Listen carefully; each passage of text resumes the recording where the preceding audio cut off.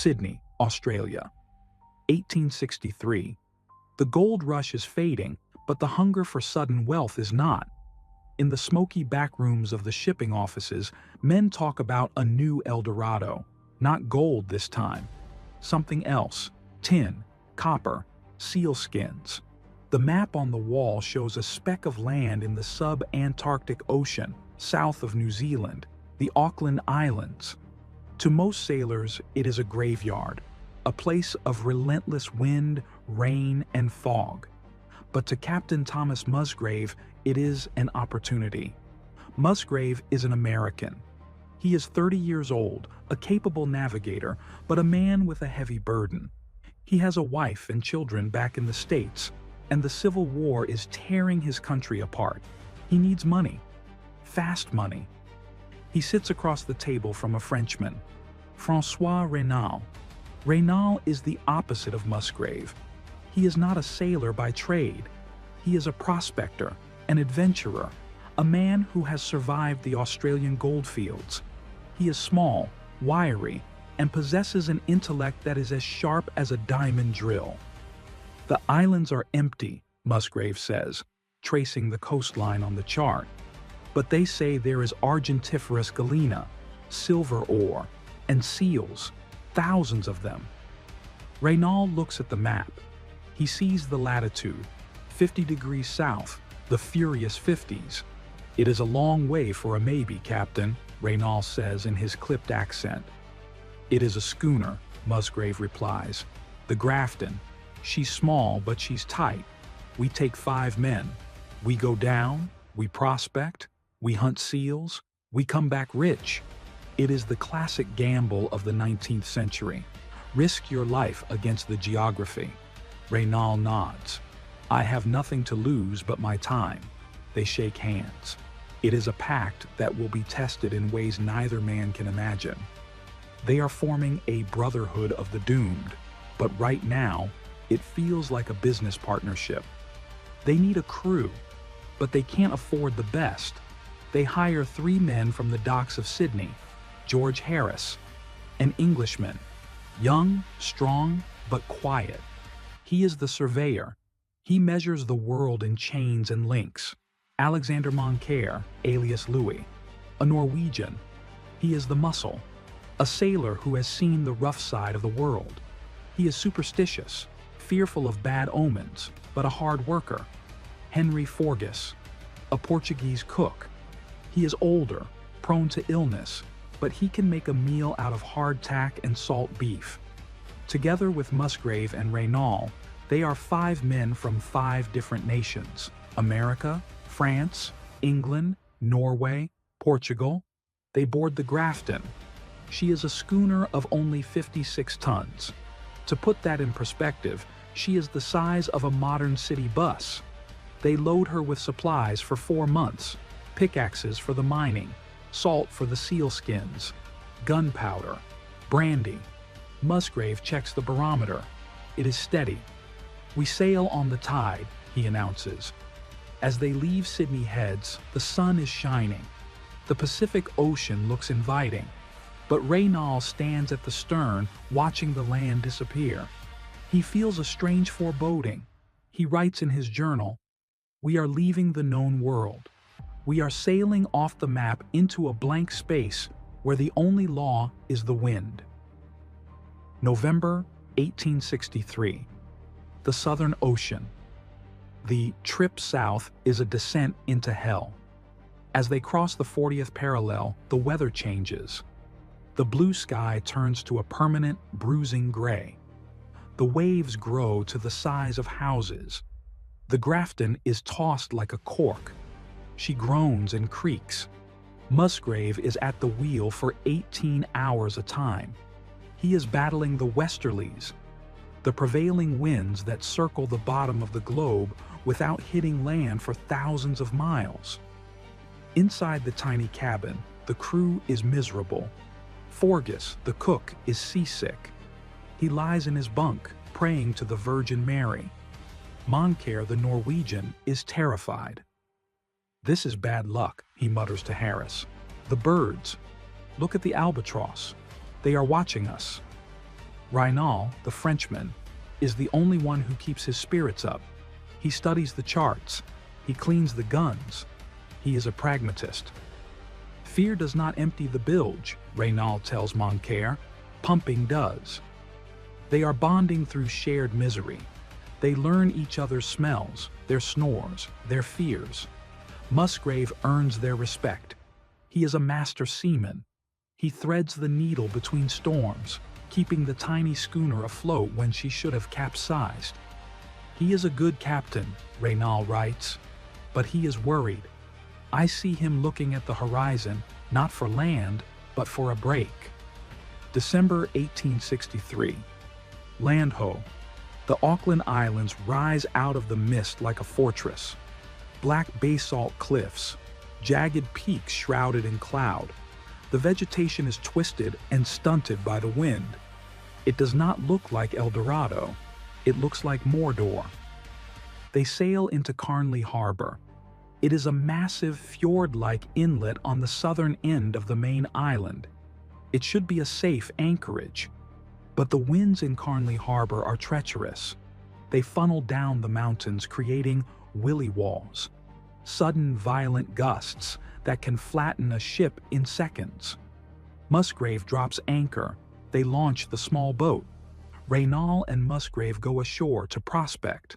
They climb through the dense rata forest. The trees are gnarled, their branches interlocking to form an impenetrable barrier. They find rocks. They find quartz. But they don't find silver, and they don't find copper. It's barren, Raynal says, hitting a rock with his hammer. Geologically, it is dead. Musgrave's face falls. The mining venture is a bust. Then we hunt seals, Musgrave says. We fill the hold with skins and oil. We make the trip pay. They spend weeks hunting. It is brutal work. Clubbing seals on the slippery rocks, skinning them in the freezing rain, dragging the heavy pelts back to the ship. The men are exhausted. The Grafton is starting to smell of rot and death, and the weather is getting worse. It is now January 1864, summer in the southern hemisphere. But on the Auckland Islands, summer just means the rain is slightly warmer. January 2nd, 1864. The barometer drops, not slowly, it plummets. Musgrave looks at the glass. I've never seen it this low, he whispers. A hurricane is hitting the island. The wind screams, it tears the rigging. The Grafton strains at her anchors. Musgrave orders a second anchor dropped, then a third. They are trapped in the harbor. The wind is pushing them toward the rocky shore. She's dragging, Moncare yells from the bow. The anchors are slipping through the mud. The ship is moving backward. Crash. The stern hits the rocks. The rudder is smashed. Then, a massive wave lifts the schooner and throws her broadside onto the reef. The sound of timber splintering is deafening. Water rushes into the cabin. Abandon ship, Musgrave roars. They grab what they can, a gun, a bag of biscuits, a compass. They jump into the surf. The water is freezing. They scramble over the sharp rocks, cutting their hands and feet. They crawl onto the beach. They turn back to look at the Grafton. She is a wreck. Her back is broken. She is filled with water. Their home, their transport, their only link to the world, gone. Musgrave stands on the beach, the rain lashing his face. He counts heads, 5 men, alive. But they are wet, they are cold, and they are stranded on an uninhabited island 300 miles from civilization. The trip is over. The disaster has just begun. January 1864, Carnley Harbor.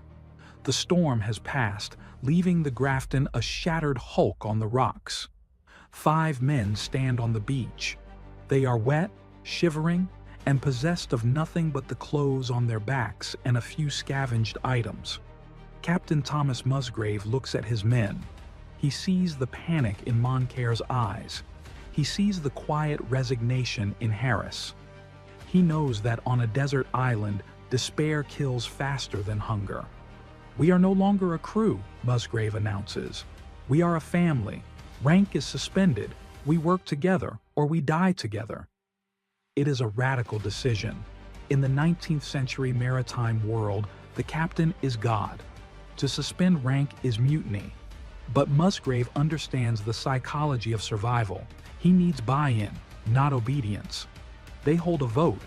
They elect Musgrave as the leader, not because of his stripes, but because they trust him. They set to work building a home. Using salvage from the wreck, spars, sails, planks, they construct a sturdy cabin in the forest. It has a stone chimney. It has bunks. It has a table. They name it Epigwait. It is an indigenous word Musgrave knows, meaning a dwelling by the water, or, more poignantly, hope. François Raynal, the French prospector, becomes the architect of their survival. He realizes they need more than shelter. They need tools. He builds a forge.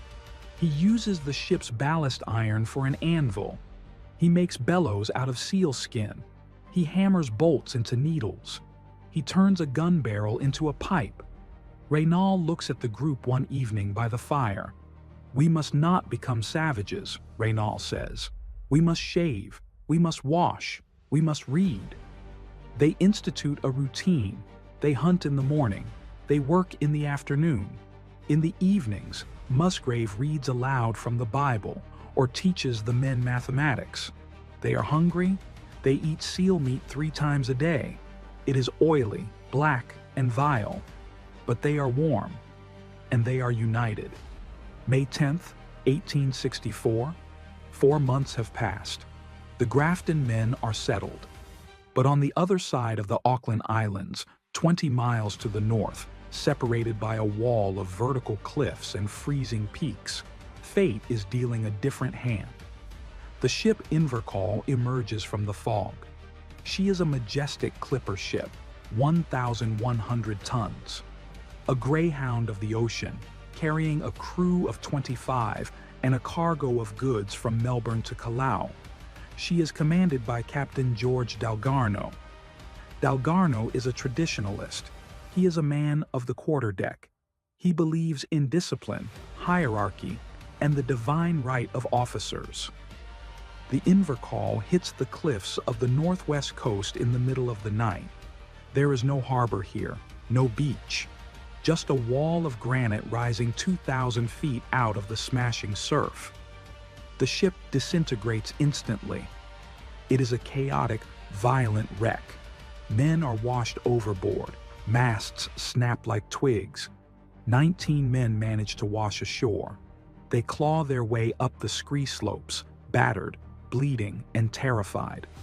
Among them are Captain Dalgarno, his mate Andrew Smith, and a young seaman named Robert Holding. They stand on the cliffs, looking down at the splinters of their ship. They have no food, no tools, no gun, no fire. And unlike Musgrave, Dalgarno does not gather his men. He does not suspend rank. He stands apart with his officers. "We wait here," Dalgarno orders. "A ship will pass." It is the strategy of the civilized world applied to a primal hell. The 19 men huddle in the tussock grass, freezing in the sleet. They are not a family. They are a crew without a ship. The Invercauld survivors begin to starve immediately. They have no way to hunt seals. They have no weapons. They survive on limpets, small shellfish clinging to the rocks, and a bitter, watery root called stilbocarpa that grows in the mud. Young Robert Holding proves to be the most resourceful. He explores the island. He tries to make shelter. He finds the remains of an old Maori hut from a failed settlement years ago. He suggests they improve it, but Captain Dalgarno is listless. He is paralyzed by the loss of his command. "Why build?" Dalgarno says. "We will be rescued tomorrow." The group fractures. The officers, Dalgarno and Smith, keep to themselves. They demand the best sleeping spots in the makeshift shelter. The seamen are left to fend for themselves. The weak are marginalized. Those who cannot forage are left to die. One by one, they begin to drop. The first man dies of exposure within days. They roll his body into the brush. Then another. There is no epigwait here. There is no reading of the Bible. There is only the gnawing pain in the belly and the sound of the wind. Holding tries to organize them. "We need to move south," he says. "Maybe there is food there." "No," Dalgarno commands. "We stay near the wreck." It is a death sentence. Back at Epigwait. Winter, 1864. The Grafton crew faces their own crisis. The winter storms are brutal. The seals migrate away. Hunger sets in. But they meet it with industry. Reynal invents a way to tan seal skins using bark from the rata trees. He makes leather. "We need shoes," Reynal says. "If we cannot walk, we cannot hunt." He turns the cabin into a cobbler's shop. He measures each man's foot. He sews boots that are waterproof and warm. Musgrave notices that the cook, Forges, is depressed. He is crying in his bunk. Musgrave doesn't yell. He sits with him. "Henry," Musgrave says, "we need you. You are the only one who can make this seal meat taste like roast beef." It is a lie, but it gives Forges a purpose. He gets up. He starts cooking. They play games. They make a set of dominoes out of wood. They hold chess tournaments. They are suffering, yes. Their gums bleed from scurvy. They are losing weight, but they are busy. Reynal writes in his journal, "Work is the anchor of the mind. As long as my hands are moving, I cannot think about the grave." They discuss the possibility of other survivors. "Do you think anyone else is here?" Harris asks one night. "God help them if they are," Musgrave replies. "This island is big enough to hide an army of ghosts." They have no idea that 20 miles away, men are eating their own boots. The Invercauld camp has become a horror show. 3 months in, of the 19 survivors, only 6 remain alive. The others have died of starvation, hypothermia, or despair. The survivors are skeletons wrapped in rags. Robert Holding is barely alive. He watches the captain. Dalgarno is surviving better than the others. Why? There are whispers. When a man dies, the body is moved away. But is it buried?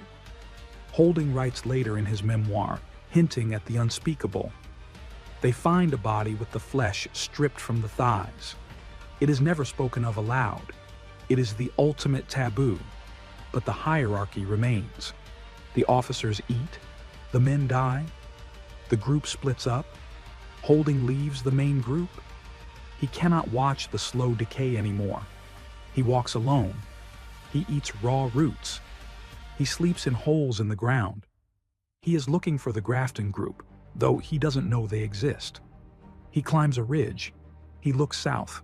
He sees smoke. Far, far away. A thin wisp of gray against the white sky. "Fire," he croaks. He tries to walk toward it, but the terrain is impossible. Vertical scrub. Impenetrable forest. He collapses. He is too weak to cross the mountains. He turns back to the misery of the captain's camp. He was 10 miles from salvation, 10 miles from Reynal's warm fire and a game of dominoes. But on the Auckland Islands, 10 miles is infinity. August 1864. Deep winter. The contrast is absolute. At Epigwait, the Grafton Five are singing songs. They have brewed a crude beer from a fermented root. They are toasting to home. They are physically wrecked, but their souls are intact. They have maintained their humanity through structure, democracy, and empathy. At the Invercauld site, the survivors are silent. They stare at each other with suspicion. They guard their meager piles of roots. They have lost their humanity. They have reverted to the animal state. Dalgarno writes nothing. He has ceased to be a captain. He is merely the strongest wolf in the pack. Musgrave writes everything. He documents the wind, the birds, the feelings of his men. The disaster phase has revealed the true nature of leadership. Leadership is not about rank. It is about the ability to create a society where none exists. Musgrave created a republic. Dalgarno created a tyranny. And the island is judging them both. January 3rd, 1865. Epigwait. It has been exactly 1 year since the Grafton wrecked. The 5 men stand on the beach. They are looking at the horizon. It is empty.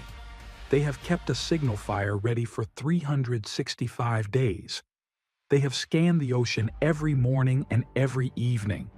Not a single sail has appeared. Not a wisp of smoke from a steamer.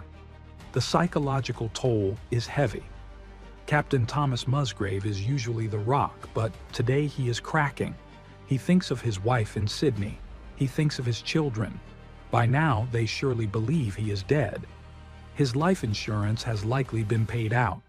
He is a ghost haunting a rock at the bottom of the world. They have forgotten us, Musgrave whispers to Raynal.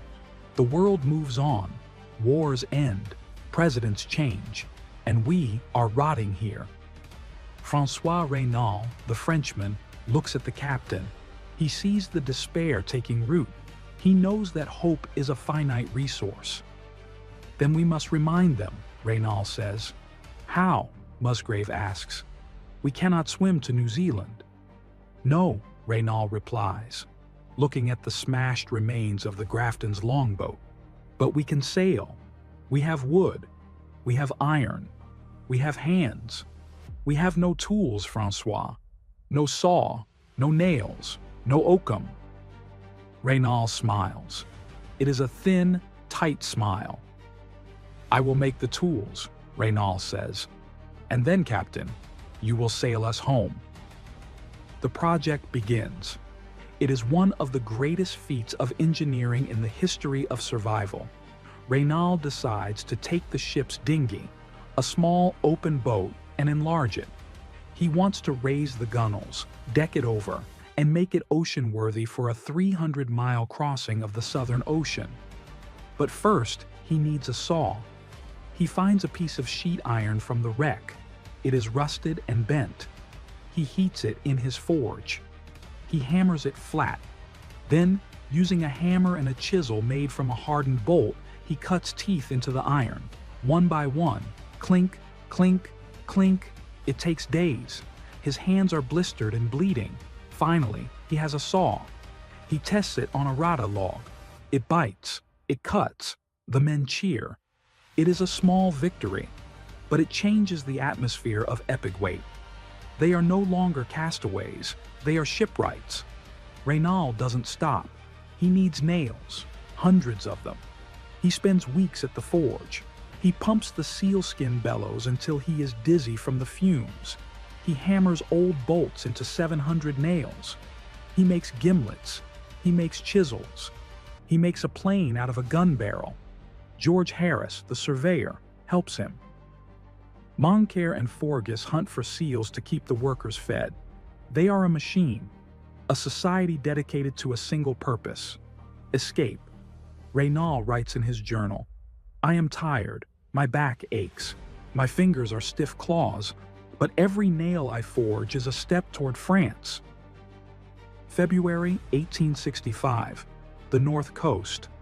While the anvil rings at Epigwait, silence reigns at the Invercauld camp. Of the 19 who washed ashore, only 3 remain: Captain Dalgarno, mate Andrew Smith, and seaman Robert Holding. 16 men have died. They are living skeletons. They are too weak to hunt. They survive on limpets they pry from the rocks at low tide. They sleep huddled together for warmth, but there is no camaraderie. Dalgarno has retreated into himself. He sits for hours, staring at the sea, muttering about his command.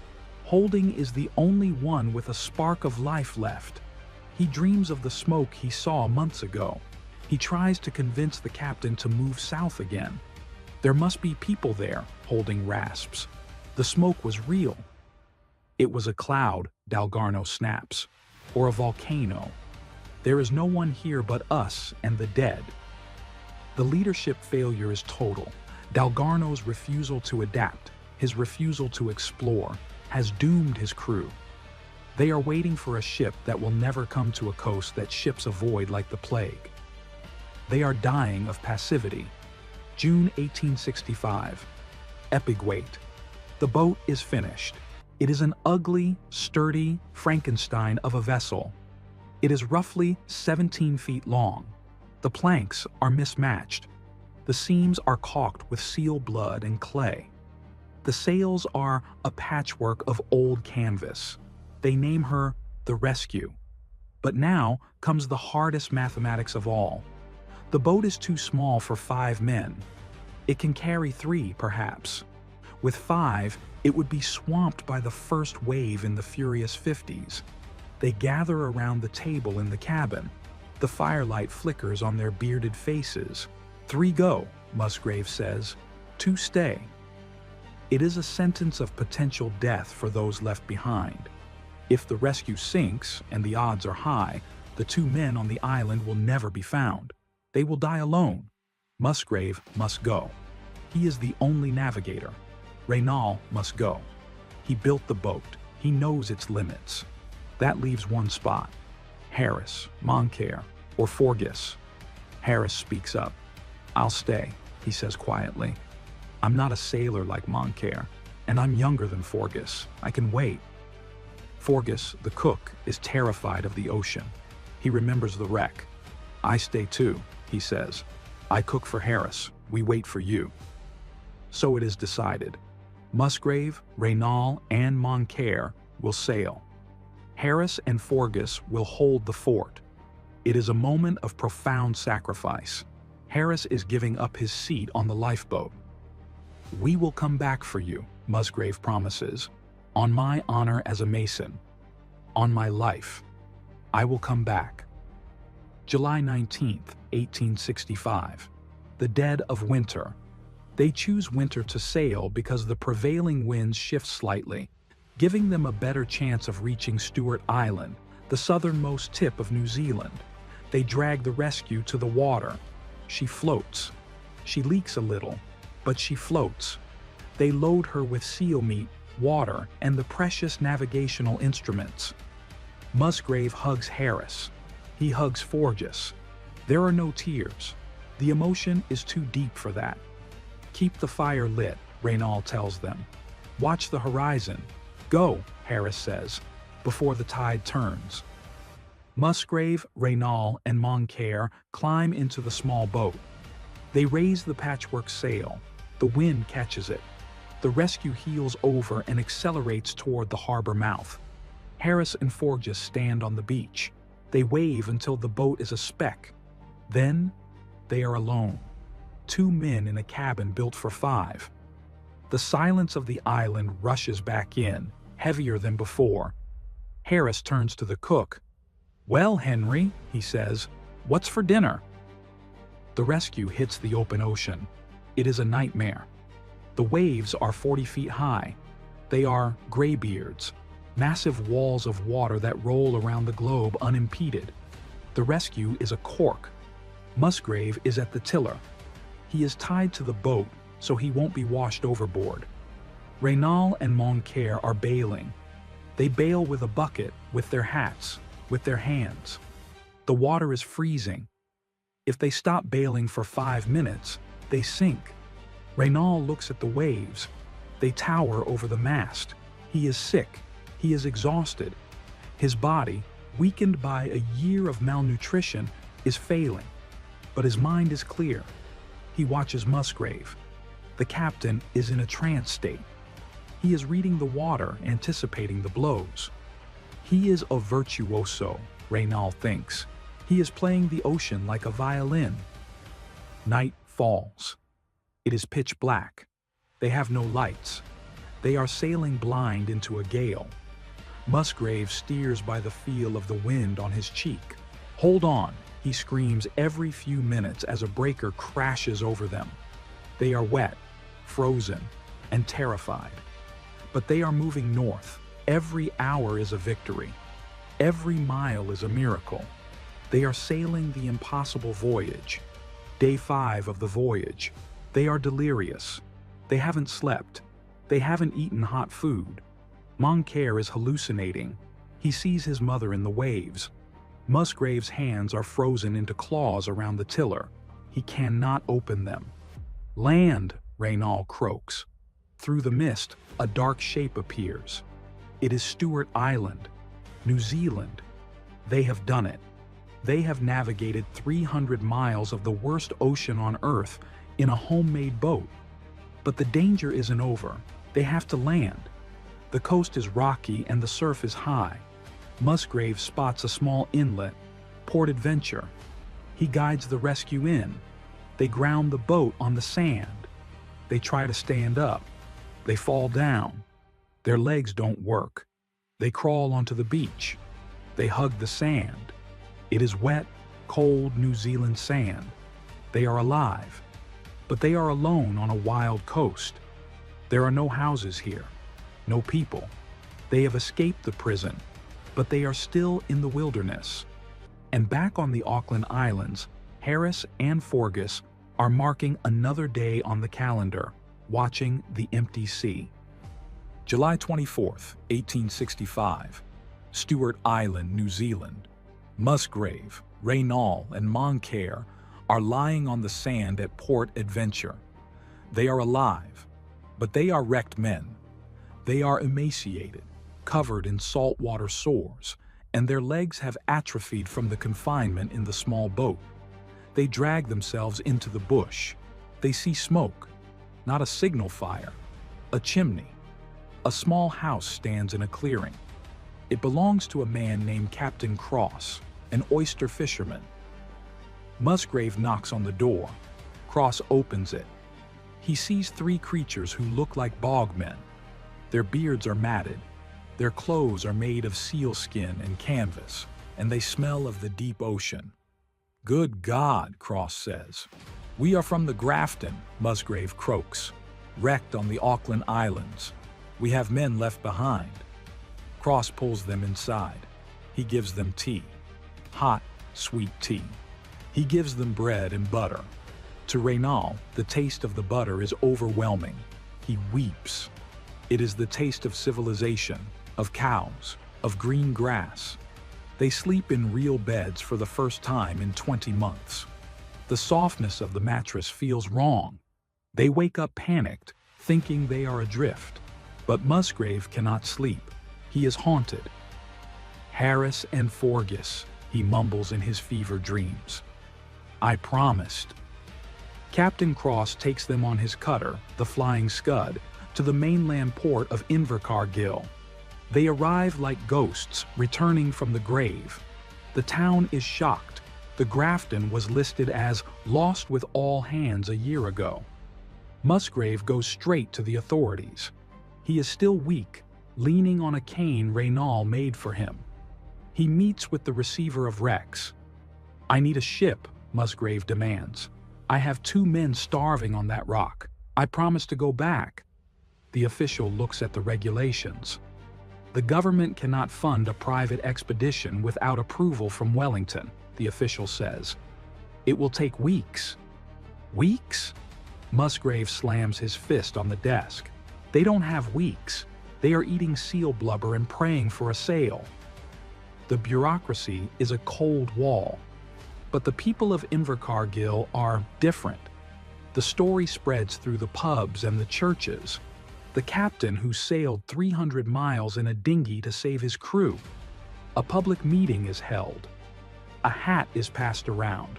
£5, £10, a gold watch. The citizens raise the money themselves. They charter the Flying Scud. Musgrave is overwhelmed. He shakes the hands of strangers. "Thank you," he says. "You're buying their lives." Reynal is too sick to go back. The scurvy has ravaged his gums and legs. He stays in the hospital, gripping Musgrave's hand before he leaves. "Bring them home, Thomas," Reynal whispers. "Bring the family back." August 1865. Musgrave is back on the ocean. This time, he is not in a leaky dinghy.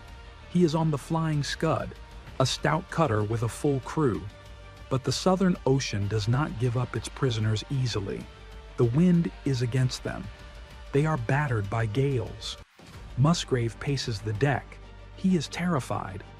What if Harris and Forgus gave up? What if they tried to swim? What if the winter killed them? He imagines arriving at Eppigwait and finding 2 skeletons in the cabin. The guilt eats at him. He was the captain. He wrecked the ship. If they are dead, it is on his soul. Captain Cross watches him. "We'll find them, Musgrave," Cross says. "Men who can survive a year can survive a month."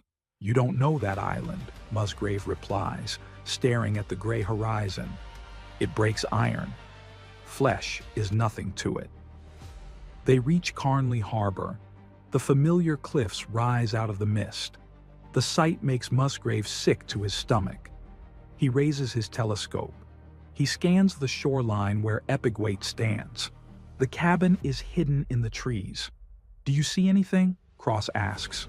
"No," Musgrave says. "Wait." A thin wisp of blue smoke.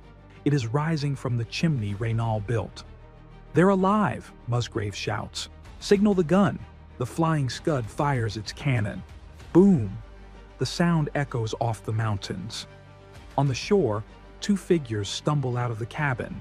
They are tiny specks against the dark forest. They fall to their knees on the beach. Musgrave jumps into the landing boat. He doesn't wait for it to beach. He jumps into the surf and wades ashore. Harris and Forgus run to him. They embrace in the water. They are crying. They are laughing. They are touching Musgrave's face to make sure he is real. "You came back," Harris sobs. "You came back." "I told you," Musgrave says, tears streaming into his beard. "I told you I wouldn't leave you." They go into the cabin. It is exactly as Musgrave left it. The dominoes are on the table. The Bible is open. They pack their meager belongings. "Leave the rest," Musgrave says. "Let the island have it." They row away from Eppigwait for the last time. The Republic is dissolved. The family is going home. But the story has a dark coda. Before leaving the Auckland Islands, Captain Cross wants to explore. He has heard rumors of other wrecks. They sail north toward Port Ross. They find the remains of an old settlement, Hardwick, abandoned years ago. Musgrave walks through the ruins. He sees something in one of the collapsed houses, a body. It is not a skeleton from the old settlement. It is fresh. A man curled up in a corner, dead from starvation. Beside him is a slate. Musgrave picks it up. He reads the scratching. "James Mahoney, second mate. Ship Invercauld." Musgrave freezes. "Invercauld," he whispers. He looks at the date. Mahoney died only 3 months ago. While Musgrave and his men were playing dominoes and building their boat 20 miles south, this man was starving to death in a ruin. The realization hits Musgrave like a physical blow. They were not alone. There were others.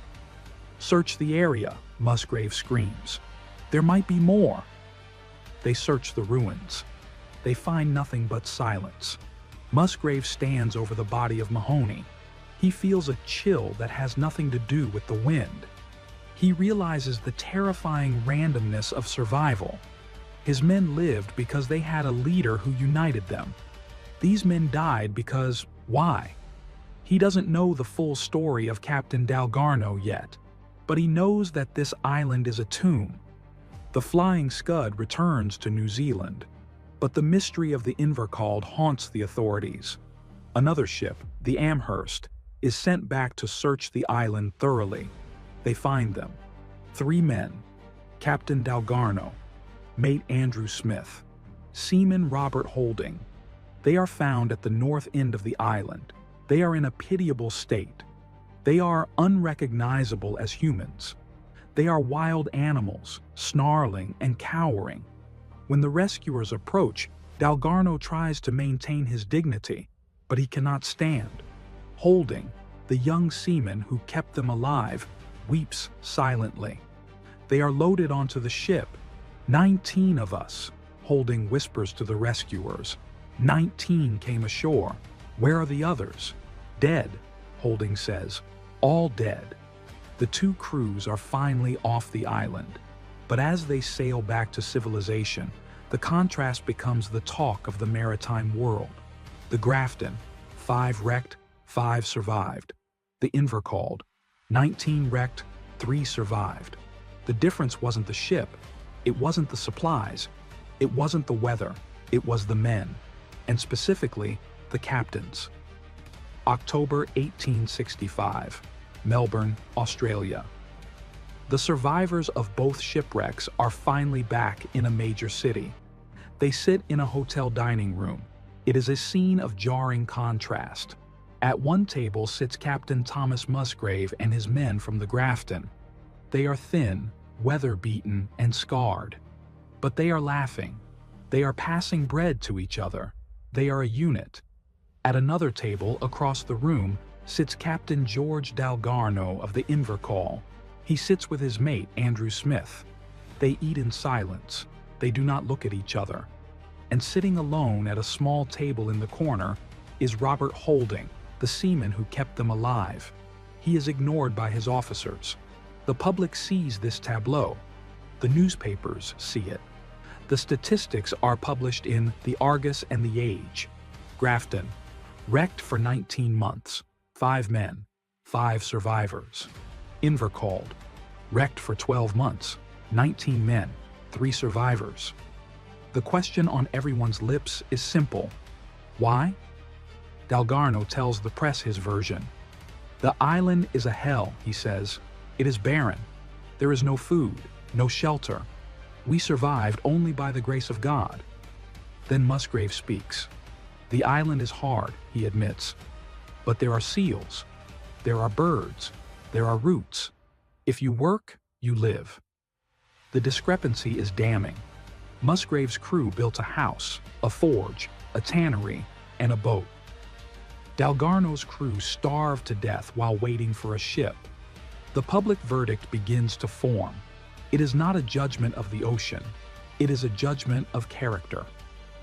The most tragic figure of the aftermath is Robert Holding. He was the one who found the food. He was the one who built the shelter. He was the one who urged Dalgarno to move. But Dalgarno is a man of the old school. He cannot admit that a common seaman saved his life while he, the captain, failed. When the Invercauld survivors are offered passage back to England, Dalgarno refuses to sail on the same ship as Holding. He effectively banishes the man who saved him. Holding is left behind in Melbourne, penniless and sick. He writes a memoir, a simple, heartbreaking account of the ordeal. In it, he doesn't attack Dalgarno directly. He simply lists the facts. The captain would not move, Holding writes. The men died where they lay. But Holding's voice is drowned out by the official narrative. The maritime authorities protect their own. Dalgarno is given another command. Holding fades into obscurity. It will take 100 years for historians to find Holding's diary and realize the truth. He was the Shackleton of the Invercauld, trapped under the command of a fool. Meanwhile, François Reynal returns to France. He is a broken man physically. The scurvy has left him with a permanent limp. His digestion is ruined, but his mind is sharper than ever. He writes a book, Wrecked on a Reef. It becomes a sensation. It is translated into English, German, and Spanish. It becomes a textbook in French schools. Why? Because it is not just a survival story. It is a manual on civilization. Reynal describes in minute detail how he built the bellows, how he tanned the leather, how he distilled the beer. He turns the Grafton story into a fable of human ingenuity. We did not survive because we were strong, Reynal writes. We survived because we were civilized. We maintained our manners. We maintained our hygiene. We maintained our hope. He sends a copy to Musgrave. Musgrave reads it in his home in Australia. He weeps. He realizes that Raynal was the glue. Musgrave was the leader, but Raynal was the engine. Without Raynal's forge, there would be no boat. Without the boat, they would still be rotting at Invercauld. Captain Musgrave cannot leave the sea, but he is done with commercial sailing. He is done with prospecting. He takes a job as a lighthouse keeper. It is a poetic choice. The man who spent 20 months looking for a light in the darkness now becomes the light himself. He spends his nights watching the ocean, trimming the wick, ensuring that other sailors do not face the horror of the rocks. He writes his own account, Castaway on the Auckland Isles. It is less philosophical than Raynal's, more practical, but it contains a haunting admission. If I had known, Musgrave writes, if I had known there were 19 men starving 20 miles away, I would have walked across the mountains. I would have carried them on my back. The geography haunts him. The island is small. On a map, Invercauld and the Invercauld wreck look like neighbors. But the terrain, the vertical scrub, the cliffs, the impassable ridges, made them worlds apart. Musgrave realizes that ignorance was their greatest enemy. If Dalgarno had explored, he would have seen the smoke. If Musgrave had explored north, he would have found the dying men. They were separated not by distance, but by the wall of the unknown. What of the rest of the Grafton crew? George Harris, the surveyor who volunteered to stay behind, returns to his trade. He disappears into the quiet life of a civil servant, forever marked by the year of waiting. Henry Forgus, the cook, suffers from poor health for the rest of his life.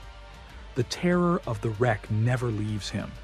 He wakes up screaming at night, tasting salt water. Alexander Moncare, the Norwegian sailor, goes back to sea.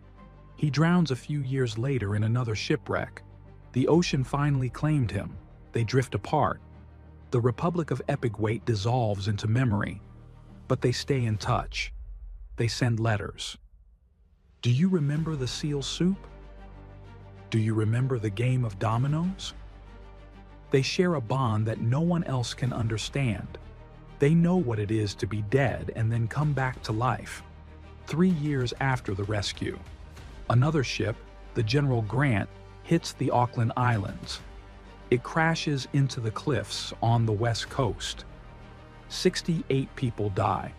Only 15 survive. They wash ashore near the site of the Invercauld wreck. They find the ruins of the huts built by Holding. They find the slate with Mahoney's name. They realize they are in a graveyard. But they also find something else. They find a pig. A wild pig. Musgrave and Raynal had released a few pigs and goats before they left, hoping they would breed and provide food for future castaways. The pigs thrived.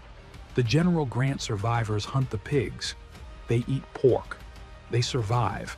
Musgrave's foresight saves them. Even in his absence, the captain of the Grafton is still saving lives on the Auckland Islands. It is the final vindication of his leadership. Dalgarno left only skeletons. Musgrave left life. Present day. The Auckland Islands. The island is silent again. It is a nature reserve now, uninhabited by humans, visited only by scientists and the occasional cruise ship breaking the heavy southern swells. If you take a Zodiac into Carnley Harbor, you can still find the spot. The forest has reclaimed much of it. The rata trees have twisted their roots around the history. But Invercauld is still there. It is a ghost town of one house. Archaeologists have excavated the site. What they found confirms every word of François Raynal's journal. They found the fireplace, built of carefully stacked stones. They found the forge. The anvil, that heavy block of iron ballast, is still sitting there, rusting into the peat. They found the scraps of sealskin. They found the slag from the iron smelting. It is a monument to human industry. Standing there, you can almost hear the hammer ringing. You can smell the smoke of the blubber lamp. Contrast this with the north end of the island, where the Invercauld wrecked. There is nothing. No hut, no forge, no tools, only a few scattered bones and the wind whistling through the tussock grass. The archaeology tells the story better than any book. One group built a civilization. The other group left only a graveyard. The Grafton site feels like a workshop. The Invercauld site feels like a crime scene. The story of the Grafton didn't just stay in the maritime records, it bled into fiction. In France, a writer named Jules Verne read Raynal's book, Wrecked on a Reef. Verne was captivated. He was obsessed with the idea of castaways using science to survive. Scholars believe that Raynal's ingenuity, the forge, the tanning, the bellows, the boat building, became the direct inspiration for Verne's masterpiece, The Mysterious Island. In that book, the engineer Cyrus Smith leads a group of castaways to build a colony from scratch. Cyrus Smith is François Raynal. The fictional engineer survives because of his mind. The real engineer survived because of his hands. Raynal never became rich. He returned to France, married, and worked as a civil servant. But his legacy is immortal. He proved that the greatest tool in a survival kit is not a knife or a gun. It is the human intellect. And Thomas Musgrave? His legacy is in the rule books of leadership. Modern survival psychologists study the Grafton. They use it as a case study. They call it psychological safety. Musgrave allowed his men to vote. He allowed them to cry. He gave them agency. Dalgarno relied on command and control. He gave orders. He demanded obedience. In a crisis, command creates brittle followers. Agency creates resilient survivors. The men of the Grafton remained friends until they died. This is the rarest outcome of any survival story.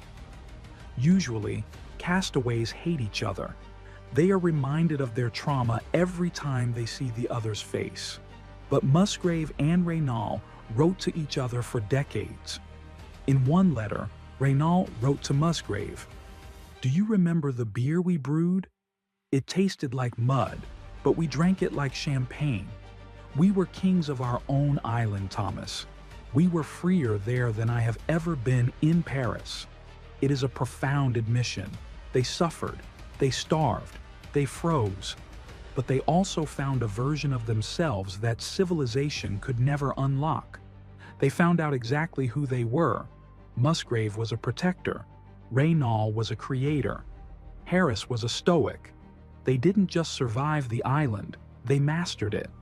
So, what is the verdict of history? The Grafton and the Invercauld wrecked on the same island, in the same year, with the same weather. One crew lost 16 men, the other lost none. The difference was not the resources. The Invercauld had more men, more potential labor. The difference was the social contract. Captain Dalgarno believed that civilization was a hierarchy that must be preserved at all costs. He maintained the officer class even as his men were eating their boots. He died, spiritually, if not physically, waiting for the world to rescue him. Captain Musgrave believed that civilization was a set of actions. He believed that you bring civilization with you. You build the table. You read the book. You forge the nail. He didn't wait for the world. He built a boat and sailed back to it. The Grafton teaches us that we cannot control the storm. We cannot control the wreck. But we can control how we treat each other when the ship goes down. And that makes all the difference between a grave and a home. The Auckland Islands lie at 50 degrees south. The wind is relentless. The rain is horizontal. The cliffs are black teeth biting into the Southern Ocean. It is a place that wants you dead. But if you look closely at the map, deep in Carnley Harbor, you will see a name. Epigwait. The dwelling of hope. It is a ruin now. The moss has covered the stones. The iron has returned to the earth. But the story remains. It is a story of two captains. One looked at his men and saw subordinates. The other looked at his men and saw brothers. One looked at the island and saw a prison. The other looked at the island and saw a challenge. We will all face our own shipwrecks. We will all find ourselves washed ashore on some dark, cold coast. And when we do, we have a choice. Do we sit on the beach and wait for a ship that may never come? Or do we light the forge? Do we build the boat? Do we save ourselves? Thomas Musgrave and Francois Renaud gave us the answer. Get to work, build the cabin, and never, ever let the fire go out.